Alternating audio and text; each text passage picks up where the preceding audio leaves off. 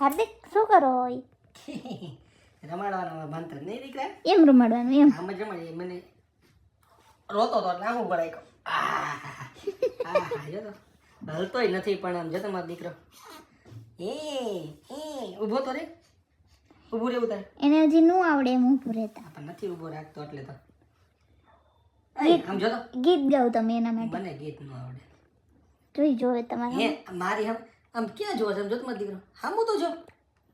શું એને અત્યારે કેવું દેખાતું હોય ખબર તમને? કેવું? Black and white. એવું ન હોય. કોણે કીધું એવું હોય? હાચે એવું હોય.